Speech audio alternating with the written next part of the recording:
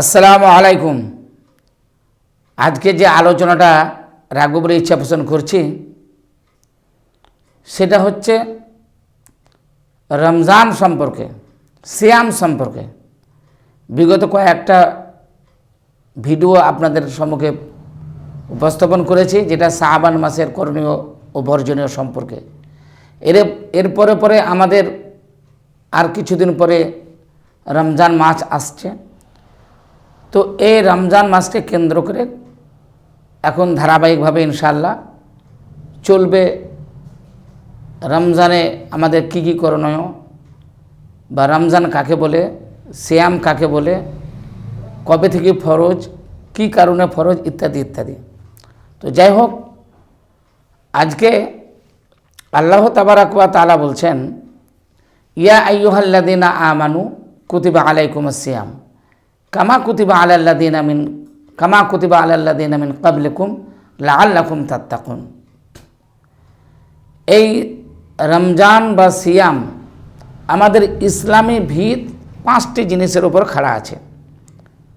তার মধ্যে এটা একটা, যে রমজান মাসে আমাদেরকে সিয়াম পালন করতে হবে। তো এই সিয়ামের খোলাখুলিভাবে বাংলা শাব্দিক পাওয়া মুশকিল হয়ে যাচ্ছে বা পাওয়া যায় না। যদিও কেউ আমরা এই কথাটির ওপরে বিরত থাকা বলি। সিয়ামের শাব্দিক অর্থ হচ্ছে বিরত থাকা, যে কোনো জিনিস থেকে বিরত থাকা।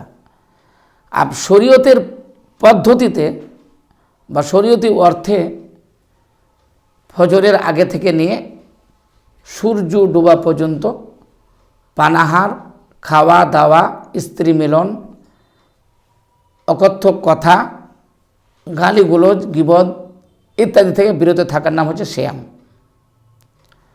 এই সিয়াম আল্লাহ তাবারাক ওয়া তাআলা বলছেন, হে বিশ্বাসী স্থাপনকারী বান্দাবান্দি, তোমাদের উপরে রোজা ফরজ করা হয়েছে কামা কুতিবা আলাল্লাযীনা মিন ক্বাবলিকুম লাআল্লাকুম তাত্তাকুন, যেমন তোমাদের পূর্ববর্তীকালের লোকদের উপর ফরজ করা হয়েছিল, যাতে করে তোমরা মুত্তাকি পরেজগার হতে পারো।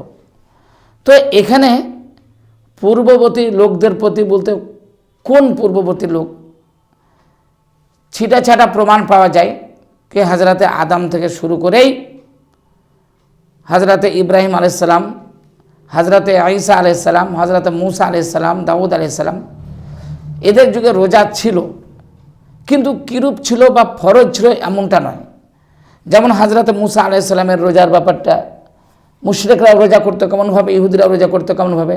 নবী করিম সাল্লাল্লাহু আলাইহি সাল্লাম যখন হিজরত করে মদিনা গেলেন, তো সেখানে দেখছেন লোকেরা সিয়াম পালন করেছে।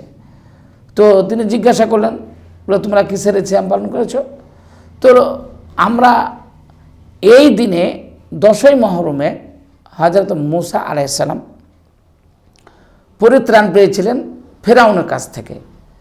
তো সেই জন্য আমরা এই দিনটা আমরা সিয়াম পালন করি। তো নবী করিম সাল্লাল্লাহু আলাইহি সাল্লাম বলেন, আমি তো তার বেশি হকদার। বলে তিনিও সিয়াম পালন করলেন। আর তিনি বলেন, খালিফুল ইয়াহুদ ওয়ান নাসারা, ইহুদি আর নাসারা খেলাফ করতে হবে। এই জন্য আমি যদি আগামী বছর বেঁচে থাকি, তাহলে একটা আগে আর একটা পরে আমরা সিয়াম পালন করব, দুটো সিয়াম পালন করব। এখান থেকেও প্রমাণ পাওয়া যাচ্ছে, যেটা আমি বলতে চাইছি, যে আগে মুশরিকদের উপরেও সিয়াম ছিল, তারা সিয়াম পালন করত। তো যাক, আমাদেরকে এই সিয়াম পালনের ব্যাপারে আল্লাহ তাবারাক ওয়া তাআলা বললেন কি, তোমাদের এই জন্যে আমি সিয়ামকে ফরজ করেছি কি, যাতে করে তোমরা মুত্তাকি পরেজগার হতে পারো। তাহলে আমাদেরকে এমনভাবে সিয়াম পালন করতে হবে যাতে করে আমরা মুত্তাকি ও পরেজগার হতে পারি।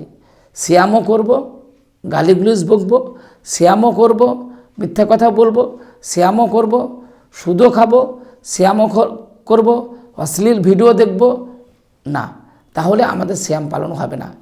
তাই আমাদেরকে সিয়াম পালন করতে গেলে একেবারে নিছক লিল্লাহিতে আল্লাহর উদ্দেশ্যে ভোরের আগে আমাদেরকে সুবহে সাদেকের সবাই আমাদের করতে হবে, খাবার খেয়ে সূর্য ডোবার পরে পরে ইফতার করতে হবে।